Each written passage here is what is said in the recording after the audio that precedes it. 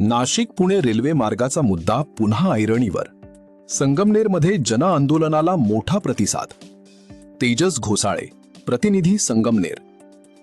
नाशिक पुणे सरळ रेल्वे मार्गाच्या मागणीने पुन्हा एकदा जोर धरला असून संगमनेर तालुक्यातील टोल नाक्याजवळ रविवारी मोठ्या संख्येने नागरिकांनी एकत्र येत आंदोलन केले. प्रस्तावित रेल्वे मार्गात करण्यात आलेल्या बदलाला विरोध करत नागरिकांनी सरकारकडे पूर्वी मंजूर करण्यात आलेल्या मार्गाचाच विचार करण्याची मागणी केली.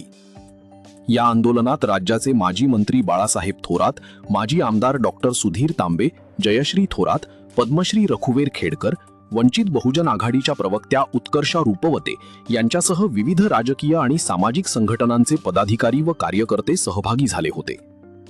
नाशिक आणि पुणे या दोन महत्त्वाच्या शहरांना थेट जोडणाऱ्या रेल्वे मार्गाला यापूर्वी केंद्र स्तरावर मंजुरी मिळाल्याचे सांगण्यात येते.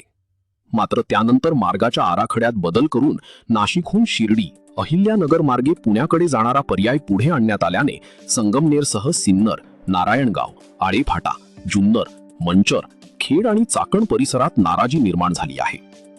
आंदोलकांच्या मते नाशिक पुणे या दोन शहरांमधील अंतर कमी करण्याच्या दृष्टीने पूर्वीचा सरळ मार्ग अधिक उपयुक्त ठरू शकतो.